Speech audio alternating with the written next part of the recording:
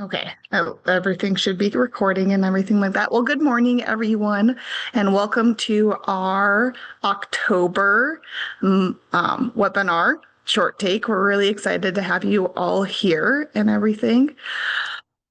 I think our plan is this is going to be really kind of an informal conversation, talking about these updates. We understand that there's been a lot of updates with this last legislative session, and just on our end being curious about how how you've been working through those updates, what challenges you've been facing, what has been helpful in addressing those challenges, as well as what we can be doing both here at NDSU along with Employees Association to best support SCD supervisors and employees across the state when it comes to this budgetary process and these updates. I think just quick intros as a reminder of who we have here on the call. Hello, my name is Hannah Nordby, and I'm the Area 5 Program Coordinator for Conservation Leadership and Planning. Amber, do you want to go ahead and introduce yourself? Yeah, I'm Amber Fetch. I am the Administrative Assistant for NDSU Extension Leadership and Civic Engagement and the State Soil Conservation Committee. Hello, everybody. I am Lindy Berg, and I'm the Area 1 Program Coordinator. And I think, did I see Leslie on here? Leslie, do you want to pop in for a minute? We'll see if she's there. If not, we'll catch her. We'll catch her later. Yeah, she might have just popped on for moral support. And then Kelly Schumacher was also planning on joining us this morning, but she is not feeling very well. And so we are bummed that she wasn't able to join us, but we're going to make the most of it and just see what we can kind of get figured out and whatnot. So yeah, I guess with that, also, I guess with that disclaimer out there, we were going to kind of lean on Kelly because she is the one that with the most experience going through this budgetary process and everything like that. And so I'm hoping we can still have a good conversation and everything. But I might be calling out on some of you that I know are a little bit more experienced in this area because I do want this to be a helpful and useful webinar. And without Kelly here, we definitely are missing a leg with our team. So unless Kelly is on, I'm not seeing her though.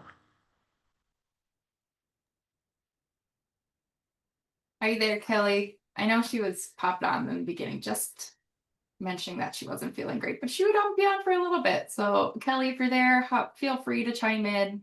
We'll just continue on. Yeah, perfect. Thanks, Lindy. Yeah, so I guess on our end, as we're just trying to be curious about things, I think the poll is really helpful in identifying what was challenging. Is anybody willing to just share a little bit more context about what was challenging about the worksheet or what questions we have about that 3% increase cap worksheet?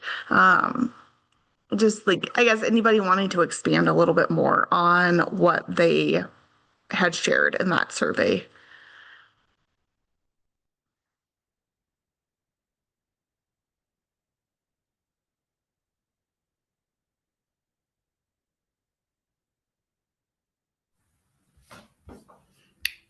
Can you hear me? Yes, we can, Bonnie. Okay. The thing that I struggled the most was some of the tax values they were asking for on the calculation sheet, like property tax value and the remove of the tax value, addition to the tax values. It was a struggle to find those numbers, but eventually my county auditor did turned me towards the tax lady in the courthouse, and I was able to finally get those numbers. But that was a struggle at first because I didn't know how to get those. Never had to before, I guess. I had the opposite situation. The paperwork said to go to your uh, tax person, and she sent me to the auditor. Was your auditor helpful at least? And or were you able to figure out the situation and it was just like a confusing way to get about to Okay. about confusing way to get to the answer, I should say. Well, it was, I had to wait several weeks before she had the data for me. It's not something that they come up with immediately. It takes them a while to get through all those steps and find the data that I needed. I did get it in time to submit by the deadline, but it there's a reason they pushed back us having to submit that so early because they don't have the data that early. Mm-hmm. So part of the learning curve. When did they originally want that information by? Well, they used to make us have that was it August?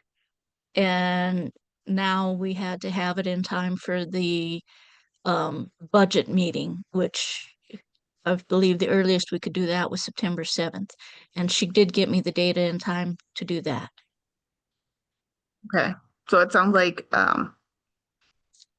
the state is recognizing that there's some adjustments that need to be made, and this year just seemed like an especially big learning curve. Is that a fair assessment of the situation? It's not only the learning curve, it's that it takes them that long to process the data in order to do that second part of the new worksheet that calculates how much that 3% increase.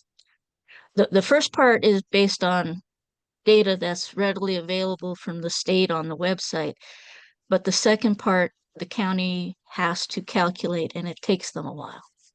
Mm-hmm. Morning, guys. I'm on for a minute here. Just out of curiosity, how many of you that are on had to fill out the 3% increase? Because it's not necessary unless you are asking for more than 3% if you're not already at 2.5 mils. On the microphone. Hi, this is Wanda. Can you hear me? Can you hear Yes, me? Wanda. This is Wanda. Okay. I'm just totally lost because I don't even know what you guys are talking about, this 3%. So apparently we didn't have to do it.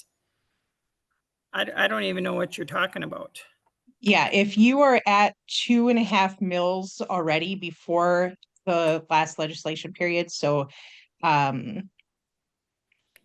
We are.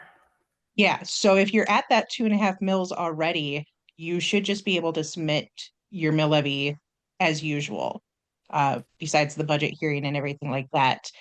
But if you are less than 2.5 mils and you're trying to increase to get to 2.5 mils, then you have to fill out a separate worksheet that is a 3% increase cap, which as we're finding out that there are a lot of things that are involved with it, and not all the information is readily available.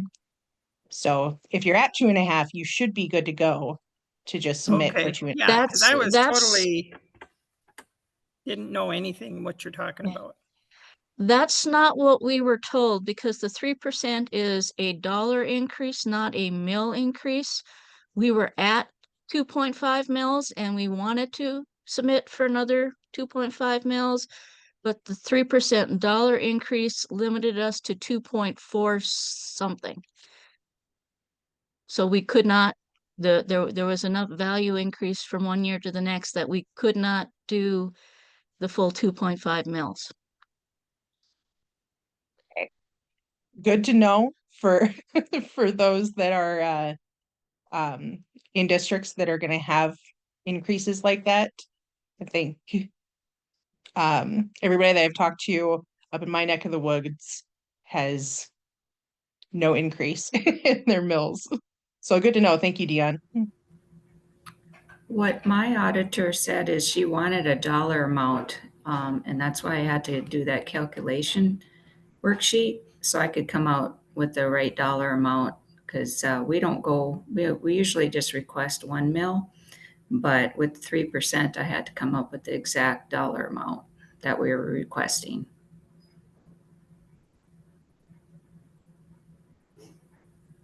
That was the same for Burleigh County. We had to do a calculation worksheet and think ahead because I think we're at 0.9 mil.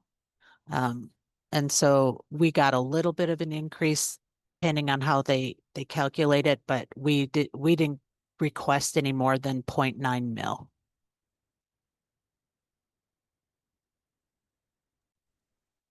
So Sandy, was your increase, was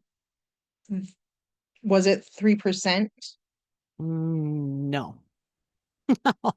It was, I think it was based off the calculation worksheet. It was just like maybe, I don't know. Let me see. Let me grab my calculator here real quick and see if it was 3%. I highly doubt it. I'm trying to remember here.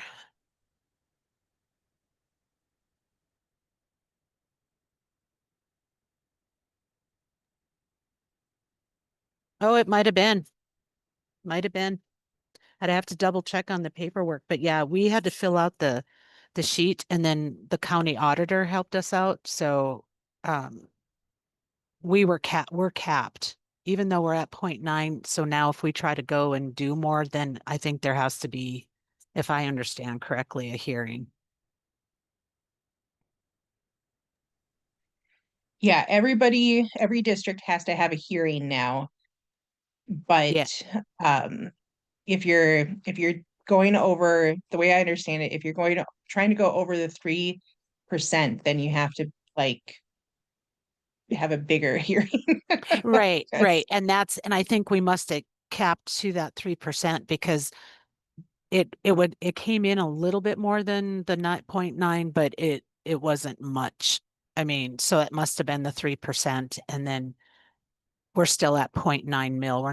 We don't even take 1 mil. So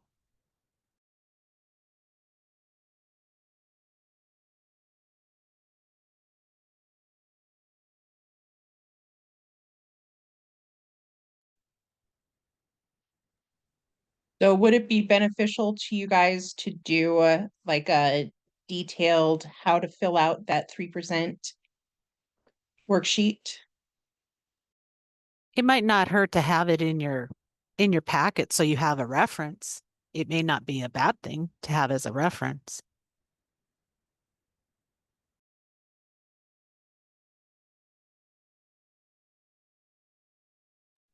You can also type in the chat box if you have any other suggestions of what additional helpful resources or worksheets or webinars that we can do related to that 3% worksheet as well.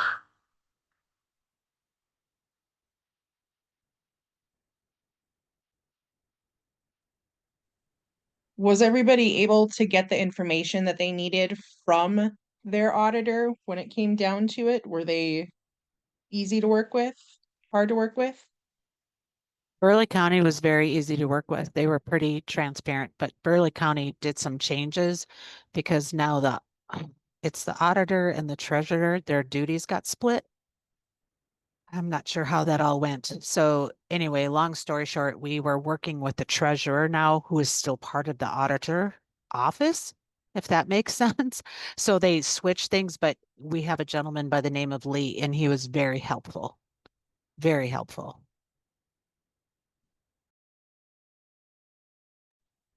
Looks like Bonnie, which like her auditor was helpful in the process as well. I'm assuming that's what the thumbs up means, Bonnie.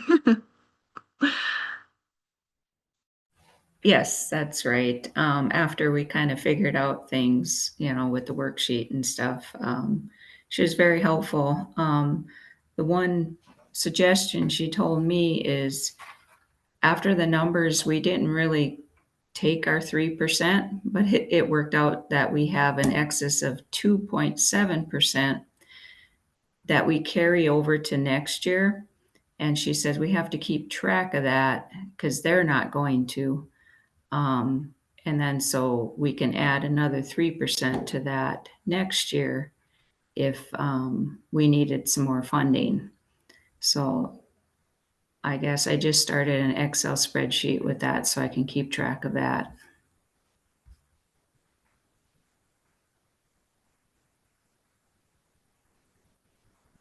Did anyone else receive any helpful tips from their auditors or their treasurer just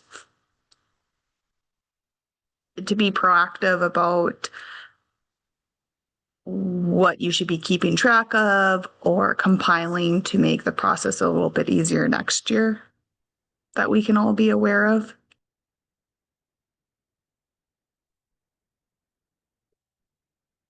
I feel like maybe the auditor's office might need some training too, because when I went up there, I dealt with our auditor's office and our tax, and both of them was like, "Well, we didn't have to do this last year," and I was like, "Well, I know it's new," and they both said, "Well, no, you have to do it all. That's not us." And so Kelly helped me do mine, but yeah, they both didn't want to, and they didn't know, and they didn't have the information, and yeah, it was kind of a mess.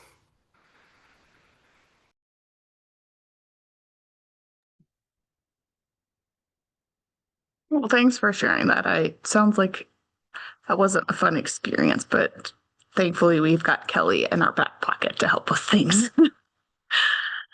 Yeah, she definitely helped. I don't know what I would have done there because I think I went up to the auditor's office like 7 different times, and finally Kelly had to sit down with me and we turned it in because they didn't know.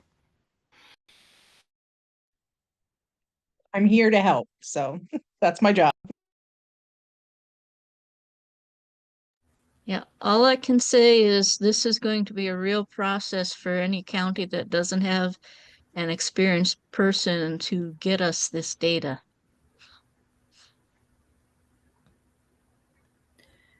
Yeah, I think all the auditors, this was new to them also. So it took some time to figure it out and get all the numbers that we needed. I think it will get smoother as things progress, as we move forward. But if you guys have had major difficulties or your board isn't happy with how things are going, like with the budget hearings and stuff, I would encourage them to talk to their legislators and let the legislators know what issues there are with the process. Because this all has to go through legislation. If there's going to be any changes to this, it will all be through legislation again, in another year and a half. So if there are issues, then make sure your board members are talking to your legislators about it.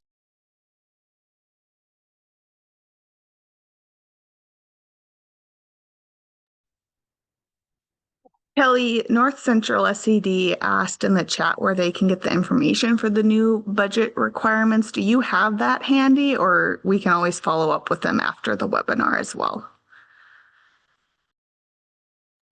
I should say Kelly, or I guess anyone on the call. You guys are all experts in your own rights as well.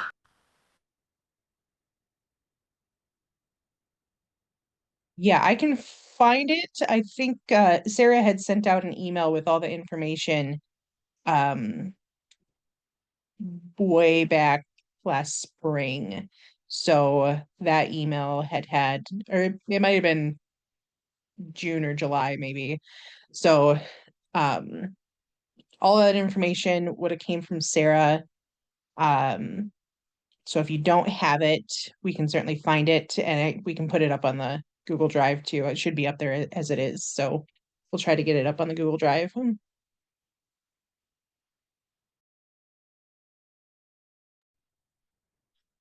Hey, Kari or Carrie, thanks for your question. Do you want to expand? So you're new to the SED world and you're wondering what this is for. Are you curious about just the budgetary process, the worksheet that we've been talking about, the new budget requirements that North Central is asking about?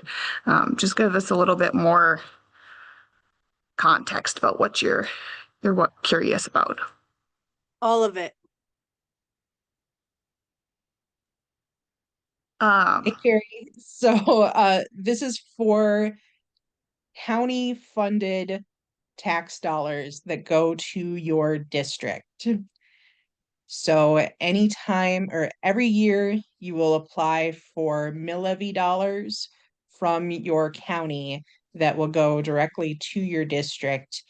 And it used to be that we would fill out just a budget for them and submit it. And now we have to do a budget and submit it, plus there's a 3% increase cap per year. And depending on where you're located, that increase might be included in your overall 2.5 mills. We can only, the max amount of mills that we can apply for is 2.5. And so you might have to use the 3% cap worksheet to figure out the dollar amount for the application. Some districts do, some districts don't, depending on where they're located and probably what year it is, depending on how many tax dollars they bring in. And then we have to do a budget hearing between like the early September to early October. And then to approve the budget, and it's a public hearing that everybody's welcome to come to and give questions or concerns about the budget that's being submitted to the county, since it's tax dollars. And then those budgets then are submitted back to the county auditors. And then starting in January, then you get tax dollars from your county. So when you work on your budgets, you'll work on your budget coming like this spring. You'll submit it in July or August, and then do a budget hearing in September, October, and then that money will then come the next year. Does that make sense? Yes. Is there a way to find out how this has been done in the past, or if there's something online to look at, or just look through files on the computer? You should have some files on the computer concerning mill levies. The actual budget application is still the same. So there shouldn't be many changes from that. But if you're looking to get an increase of over 3%, more than what you asked for, then you will have to fill out that extra form. But yeah, most most districts that I've heard of from, nobody has come to their budget hearings, so it really wasn't a big deal on that front, at least. Okay, thank you. I would also we'll plug Kelly for Kelly and say, as you're sorting through this and kind of figuring things out, definitely reach out to Kelly and she can help you kind of sort through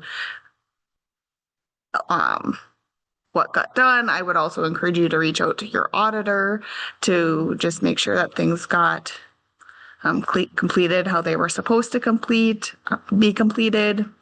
Do you have any other advice, Kelly, on that front for Carrie? Work with your board on setting your budget. You can work off of last year's budget to kind of give you a basis of what you're looking at. And then from there, if you have any questions or concerns about how to fill out the budget section of it, just let me know and I can help you walk through that. Like Michael said earlier, it's difficult to get information from your county auditors for that information. Most of the time it's because they don't want to be responsible for the dollars that you're asking for. So if you have questions on it, it can be kind of confusing to fill out the first couple of times, and you only do it once a year. And so it's kind of a learning curve the first couple of times you do it, and then you figure it out. So I'm more than willing to help kind of guide you where those numbers are coming from, so that you can fill it out a little easier though. I'm just curious, this was the first time I ever got a letter at my home address saying where the hearings were for the upcoming budgets, and we were one of the line items on this letter saying, here's the date and time that they're talking about the budget at the board meeting. So I thought that was odd because that was the first time ever that I've ever gotten a letter the whole time I lived in Bismarck, and I've lived in Bismarck for 33 years. So the fact that I just now first got a letter on this, then interestingly enough, after the hearing, we got a letter saying we owed money for postage because it was sent out to Burleigh County. So we had a portion of postage that we had to pay for all these letters to be sent out. And it was substantial. Interesting. Did anybody else experience that?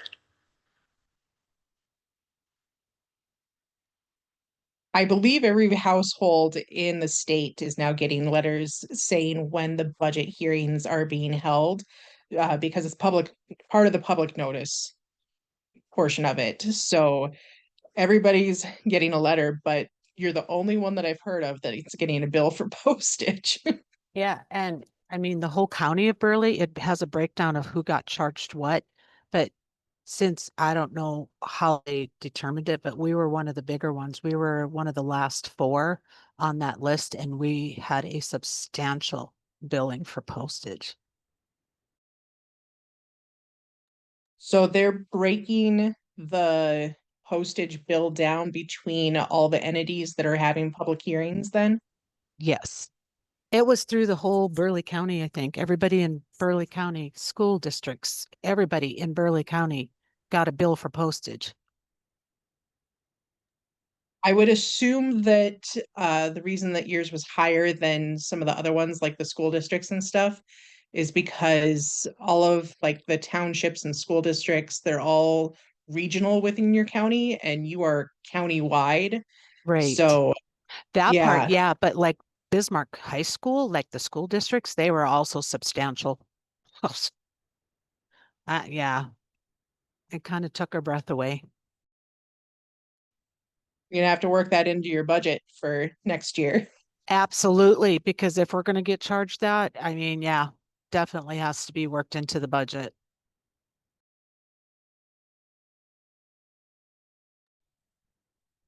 Oh, thanks for bringing that up, Sandy. And I would be, I hadn't heard about that from other folks or other SCDs, but now I know to ask. So I think that's one of the helpful things about visiting with people is as you listen and as you hear about other folks' experiences, then you learn what questions you could be asking or should be asking. And sometimes we don't know what we don't know. So thank you. Well, and I would say I've heard of them splitting the bill before, but not without some communication. I don't think. Well, and I would just say for other soil conservation districts to keep that in their, keep it in their mind, because word travels fast. So it might come to other districts. They just haven't caught word of it yet.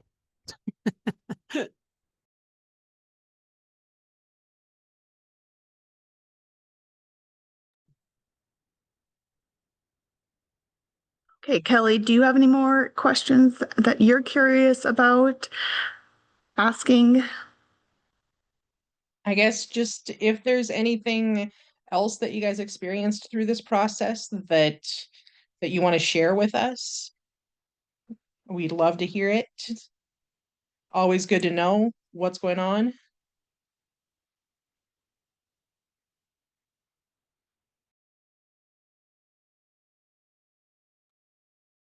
I think I'm gonna put let's see, the post questions. Is that good, Hannah? And then we can keep chatting, but I want to post this if that sounds okay.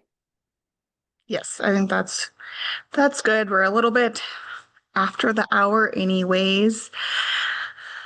There are 6 questions for this post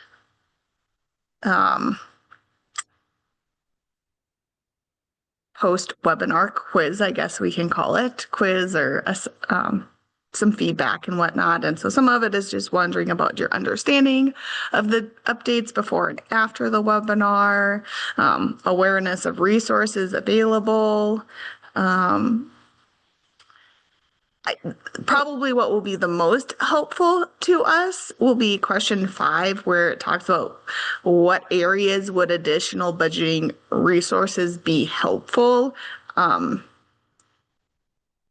think that was a big reason for us all to get together, is just to sit and listen to everyone's experiences, what went well, what didn't go well, and then figuring out next steps forward, and how both Kelly and the Employees Association, as well as our team and NDSU Extension, what we can be doing to make this process better, and what connections we can help make, and awareness to the resources. Or sometimes it's as simple as just knowing what questions that we could be asking SCDs.